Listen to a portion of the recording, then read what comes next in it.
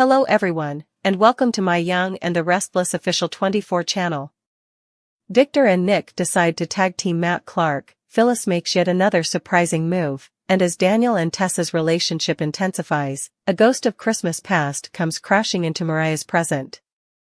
Read all about these teasers and more below. December 29th. Nick never wanted to play a dangerous game with his old nemesis, Matt Clark. Nonetheless, Nick must play it. As the week begins, his next move is to call Matt's bluff.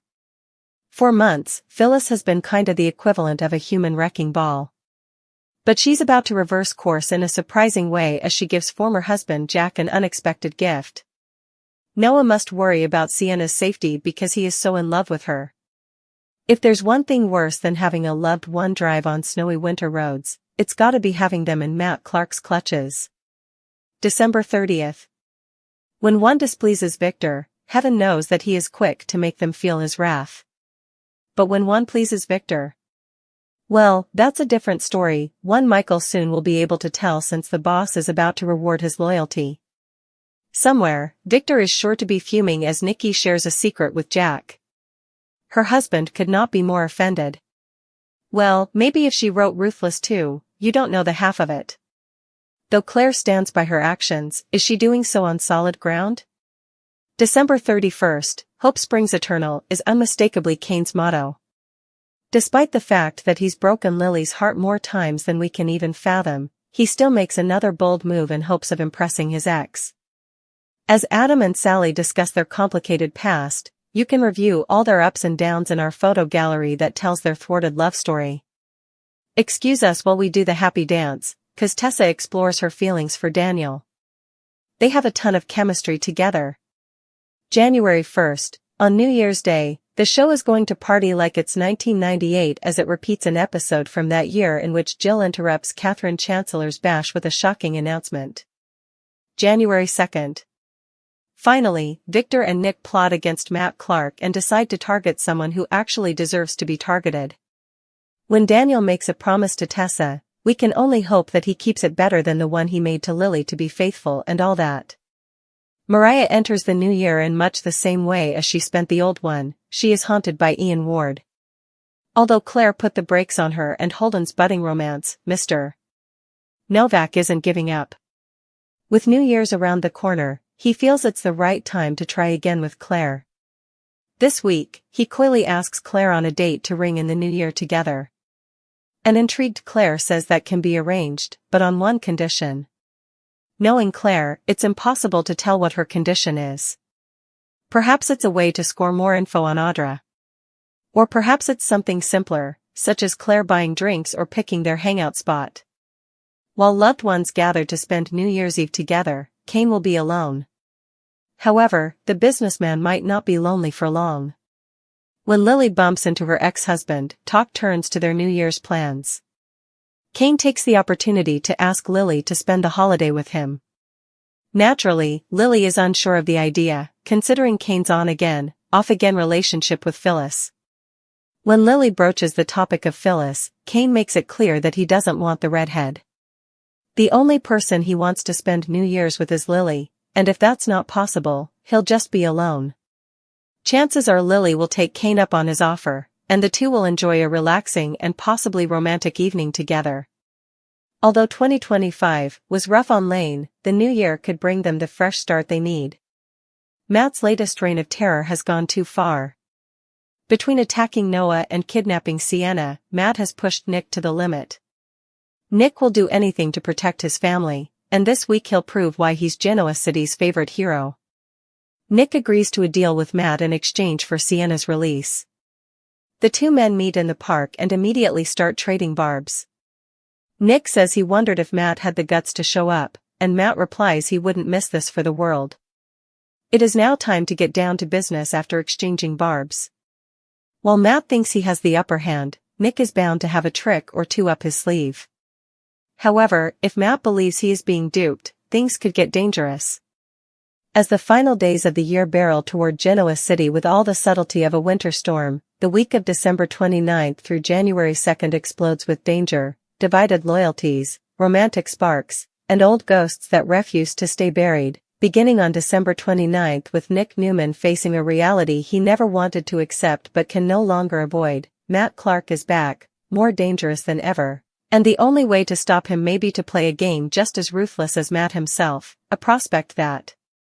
weighs heavily on Nick as he decides to call Matt's bluff, knowing full well that one wrong move could put his family directly in the crosshairs. This is not a chess match Nick enjoys, because Matt isn't bound by rules or honor, and the memory of everything Matt has already taken, from peace of mind to physical safety, hangs over Nick like a warning siren, especially as Noah's terror for Sienna grows more intense with every passing hour, because loving someone who might be trapped in Matt Clark's clutches is far worse than any icy road or winter storm Genoa City can throw at them, and Noah's helplessness only sharpens the urgency of Nick's mission, while elsewhere Phyllis Summers, who has spent months bulldozing through lives and alliances like a human wrecking ball, shocks everyone by slamming on the brakes and veering in an unexpected direction as she offers Jack Abbott a surprising gift, one that no one sees coming and that raises immediate questions about motive, sincerity, and whether this is an olive branch, a strategic play, or simply Phyllis being Phyllis, unpredictable to the very end. December 30th turns the spotlight toward Victor Newman, a man whose wrath is legendary and whose approval is just as powerful, as Michael Baldwin learns firsthand what it means to truly please the boss when Victor rewards his unwavering loyalty, a moment that reinforces just how dangerous it can be to be inside Victor's inner circle but how devastating it is to be cast out, especially on the same day Nikki quietly commits what Victor would consider an unforgivable sin by sharing a secret with Jack, an act that would infuriate her husband beyond measure if he knew, because nothing rattles Victor more than divided loyalty or the sense that his enemies know something he doesn't, while Claire continues to stand firm in her recent actions, even as doubts swirl around whether her confidence is built on solid ground or shaky justification. December 31st brings with it emotional risk of a different kind as Kane Ashby, eternal optimist to a fault, once again refuses to accept that his chances with Lily Winters might truly be over, making yet another bold move to impress the woman whose heart he's broken more times than anyone can count, a move fueled by hope, regret, and the belief that the past doesn't have to dictate the future, even as Adam and Sally Spectre revisit their own tangled history, acknowledging the passion, betrayal, and near misses that have defined their thwarted love story, a reminder that some connections never truly fade, while joy briefly cuts through the gloom as Tessa Porter finally allows herself to explore her growing feelings for Daniel Romolotti, a pairing that crackles with undeniable chemistry and offers a rare moment of lightness in a city drowning in secrets and schemes. January 1st pauses the forward momentum just long enough for a nostalgic celebration as Genoa City parties like it's 1998 with a classic episode replay, reminding everyone of a time when Jill Abbott shocked Catherine Chancellor with an announcement that rocked the room, a symbolic nod to the idea that this town has always thrived on jaw-dropping revelations. But January 2nd wastes no time dragging everyone back into the fire as Victor Newman finally decides to target someone who truly deserves it, joining forces with Nick to tag team Matt Clark in a calculated plot designed to end Matt's reign of terror once and for all. A dangerous alliance between father and son that underscores just how far Matt has pushed them,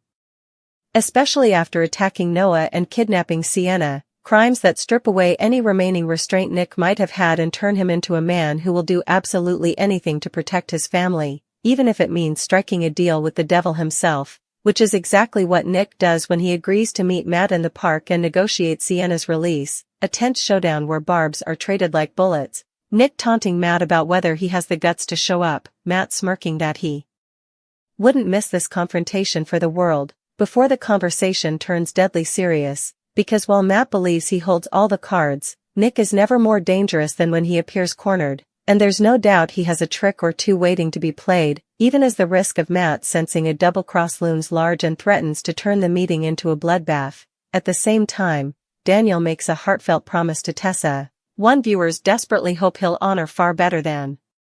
the vows he once broke with Lily, while Mariah Copeland enters the new year under a dark cloud, haunted once again by Ian Ward, a ghost of Christmas past who refuses to release his grip on her psyche and threatens to unravel the fragile progress she's fought so hard to make, proving that some scars never fully heal. Romance and uncertainty also collide for Claire as Holden Novak refuses to give up on their stalled connection, coyly asking her to ring in the new year together and receiving a conditional yes that sparks immediate speculation about what strings Claire might be pulling, whether she's seeking information about Audra or simply asserting control in a situation where she refuses to be swept away without safeguards, while Kane faces New Year's Eve alone until fate, or perhaps destiny, puts Lily in his path, leading to an emotionally charged conversation about plans, regrets, and possibilities, with Kane making it clear that despite his messy history with PHYLISS, the only woman he truly wants is Lily, a declaration that could soften her defenses just enough for her to take a chance on a quiet, potentially romantic evening together, hinting that after a brutal year, Lane might finally find the fresh start they so desperately need, and threading through it all like a ticking time bomb is Matt Clark himself, a villain who has gone too far and awakened the full force of the Newman machine, as Nick steps fully into his role as Genoa City's favorite hero, willing to risk everything to save Sienna and end Matt's terror, even if it means standing face to face with the man who has caused so much destruction and daring him to make the next move, setting the stage for a high-stakes showdown where bravado, betrayal, and buried secrets collide, and where one wrong step could change countless lives forever as the old year dies and the new one begins not with peace, but with war. The confrontation brewing between Nick Newman and Matt Clark doesn't end with bravado in the park. It only sharpens into something far more volatile as every word exchanged carries the weight of past bloodshed, present fear, and future consequences. Because Nick isn't merely negotiating for Sienna's freedom, he's drawing a line in the snow that Matt may be foolish enough to cross, unaware that Victor Newman is already several steps ahead, orchestrating a silent trap that turns Matt's arrogance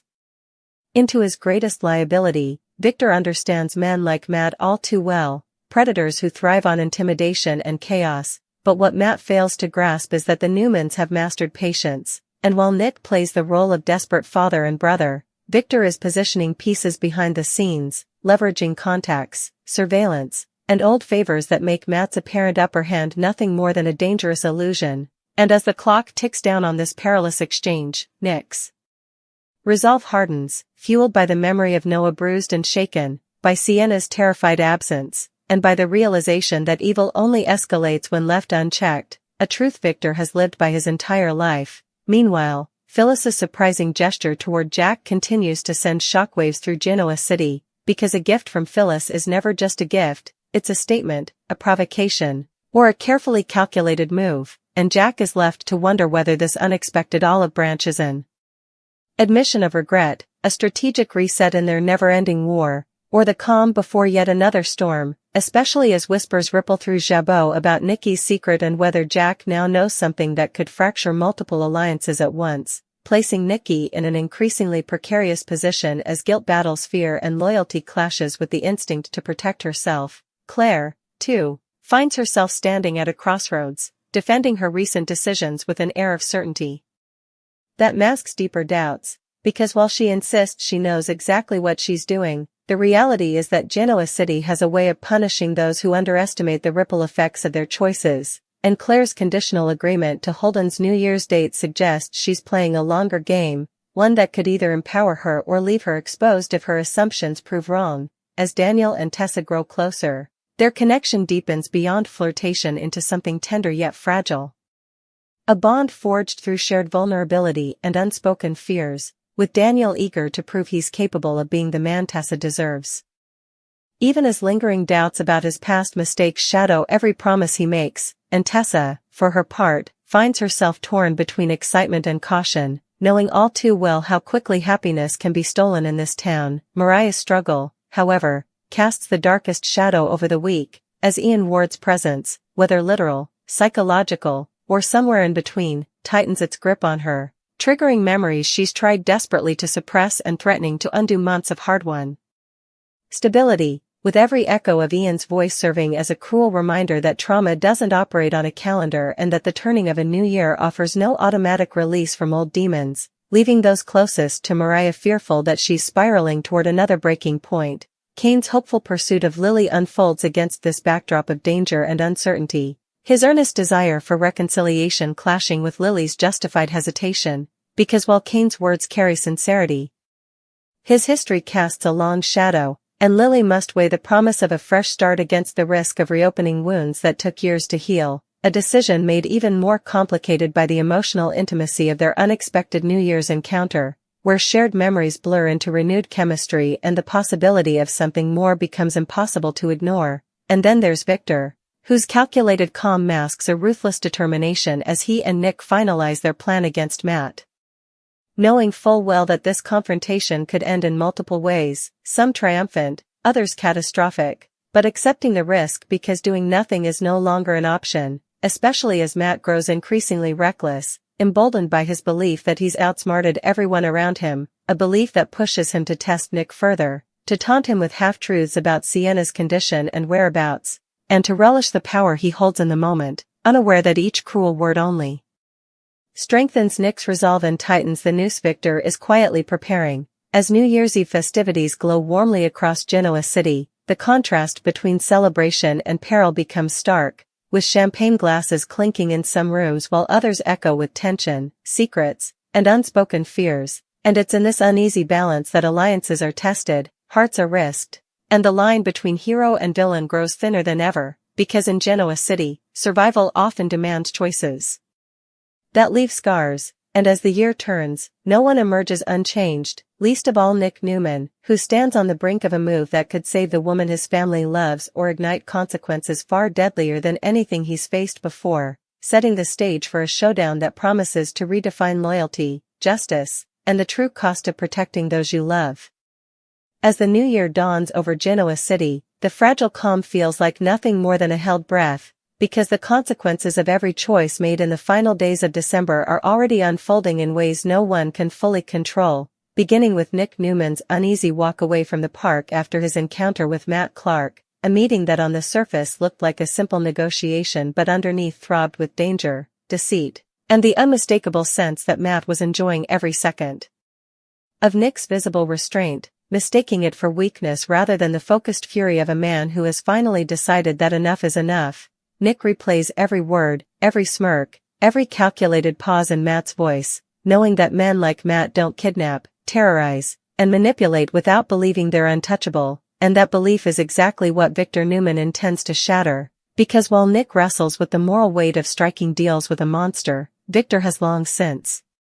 accepted that monsters are only defeated when you understand how they think, how they move, and what they fear most, and fear, real, paralyzing fear, is something Victor plans to give Matt in abundance. Behind the scenes, Victor's network hums to life, private investigators tracing financial trails, security teams quietly tracking movements, and allies being reminded of old debts owed to the Newman name, all of it forming an invisible web tightening around Matt even as he struts through Genoa City convinced he's winning, unaware that the very chaos he thrives on has finally united father and son in a shared mission that transcends their usual power struggles and philosophical differences. Meanwhile, Noah's anguish over Sienna becomes a constant ache, every unanswered message and every passing hour feeding his terror that something irreversible might happen before Nick's plan can succeed, and that fear pushes Noah dangerously close to taking matters into his own hands, a possibility that terrifies Nick almost as much as Matt himself, because the last thing he wants is his son becoming collateral damage in a war that should never have touched him in the first place. Across town, Phyllis Summer's unexpected gift to Jack continues to reverberate, not just because of what it is but because of what it represents, a pause, a pivot, a moment where Phyllis appears to be choosing something other than destruction for once, and Jack, ever cautious when it comes to his ex-wife, can't help but question whether this is genuine remorse or a repositioning designed to give her leverage in battles yet to come, especially as Nikki's shared secret hangs between them like a loaded weapon, its potential to detonate capable of reshaping alliances across both Newman and Abbott worlds. Nikki herself is caught in a spiral of guilt and defiance, fully aware that if Victor discovers her betrayal, the fallout will be catastrophic, yet convinced that keeping certain truths buried would be even worse, leaving her torn between fear of her husband's wrath and the quiet conviction that sometimes loyalty to oneself must come before loyalty to power. Claire's New Year's maneuvering with Holden Novak reveals another layer of calculation beneath her composed exterior, because while she agrees to a date under her own conditions, she's acutely aware that Holden's persistence could either become an asset or a liability, and as she weighs how much of herself to reveal and how much to withhold, she's reminded that in Genoa City, Romance is rarely just romance, it's information, leverage, and vulnerability all wrapped into one, a lesson learned the hard way by countless others before her. Daniel and Tessa, still glowing in the early stages of something new, find themselves testing the boundaries of trust, with Daniel eager to prove that he's grown beyond the mistakes that once defined him, and Tessa cautiously allowing herself to believe that this connection might actually be safe, even as whispers of doubt creep in during quiet moments, because both of them know that the city they live in has a cruel habit of punishing happiness the moment it starts to feel real. Mariah's battle, however, grows more intense by the hour, as Ian Ward's shadow looms larger, manifesting in intrusive thoughts, haunting memories, and a gnawing sense that no matter how far she runs or how much time passes, he will always find a way back into her life, a psychological prison that leaves her exhausted and frightened, and those closest to her, Tessa included, begin to sense that Mariah is slipping, her smile strained and her laughter hollow, a warning sign that the past is clawing its way violently into the present. Kane Ashby's tentative reconnection with Lily Winters deepens after their unexpected New Year's conversation, the shared quiet of